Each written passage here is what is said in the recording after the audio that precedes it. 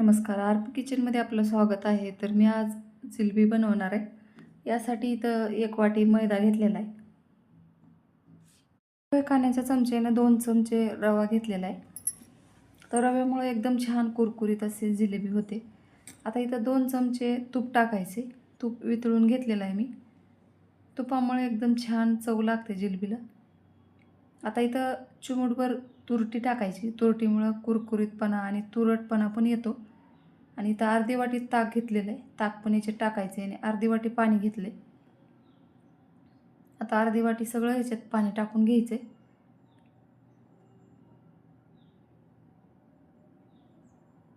आता दुसरी अर्धी वाटी घेतलेलं आहे. तर इथं एवढं लागणार नाही. तर पोहे खाण्याचे चमच्यानं आणि 4 चमचे पाणी लागणार आहे फक्त. तर 1.25 वाटी इथं पाणी लागलेलं आहे ताकाला. ताक आणि पाणी दोन्ही मोजून 1.25 वाटीपेक्षा थोडंसं कमी असं पाणी लागलेलं आहे. जेवढं पीठ घट्ट मळताल तेवढी जिलेबी छान होते आणि बनवायला पण सोपी जाते. जास्त पांगत नाही आणि एडे छान येतात जिलबीचे. आता इथं पीठ छान असं मळून घ्यायचे जास्त वेळ या पद्धतीनं. आता दुसरी अर्धी वाटी पाणी घेतलं होतं त्याच्यातलं एवढं उरलेलं आहे. आता बाजूला ठेवायचे. आता अजिबात पाणी वापरायचं नाही. आता ह्याला झाकून ठेवायचे असंच. आता इथं 2-3 तास असंच भिजत घातलं तरी चालते किंवा रात्रभर ठेवला तरी चालते. पण मी 2-3 तास ठेवलं होतं. 3 तासानंतर चिमूटभर खाण्याचा सोडा घेतलेला आहे. याच्यात टाकायचं आहे थोडंसं पाणी टाकून अशा पद्धतीनं आणखीन मिक्स करून घ्यायचे.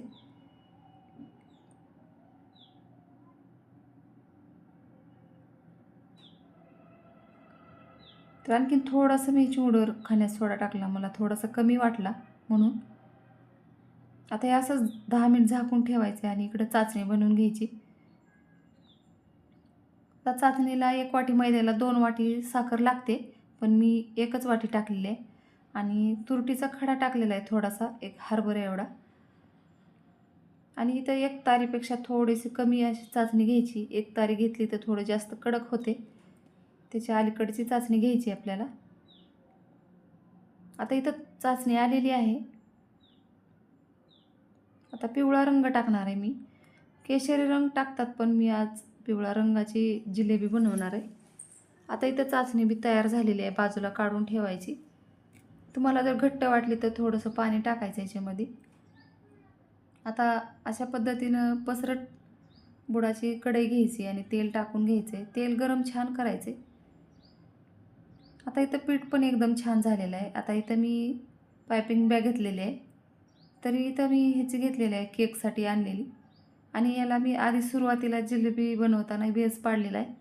तीच वेजाची घेतलेली आहे मी अशा पद्धतीनं.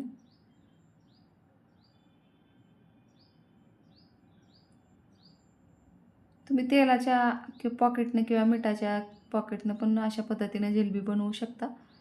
आता इथं छान अशी जिलेबी तयार झालेली बघू शकता. दोन्ही बाजूने एकदम खमंग खरपूस अशी तळून घ्यायची. गॅस मोठाच ठेवायचा जिलेबी बनवत असताना.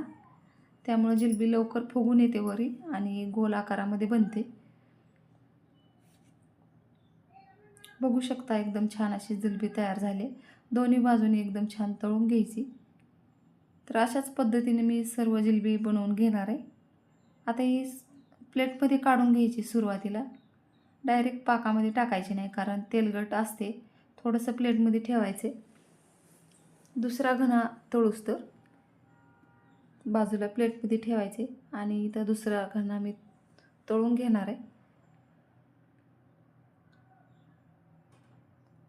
तर बघू शकता आणखीन जास्त तेल तापलेलं असल्यावर एकदम छान जिलेबी तयार होते.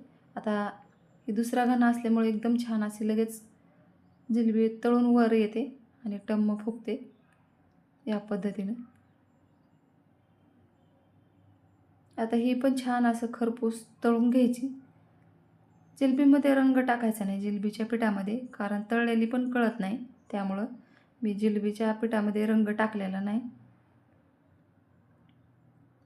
आणि पाक केलेला पण कळत नाही आपल्याला.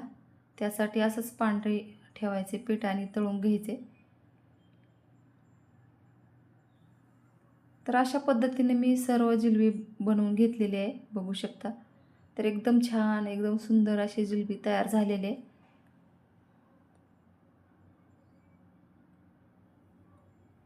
हा जर व्हिडिओ बघितला तर ज्यांना सुरुवातीला बनवत आहेत ते पण छान असं बनवू शकतील.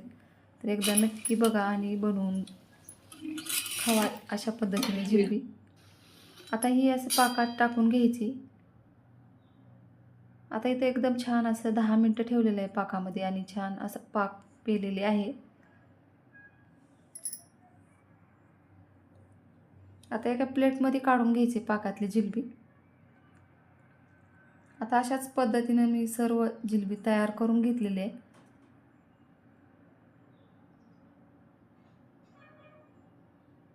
आता तुम्हाला एक असे मोडून दाखवणार आहे आतपर्यंत पाक गेलेला.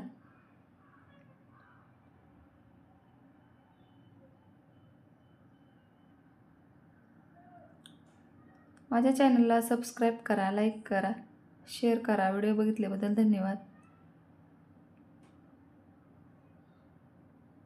आता शेवटचा घणा राहिलेला होता तर ती पण याच्यामध्ये टाकून घेतलेला आहे मी.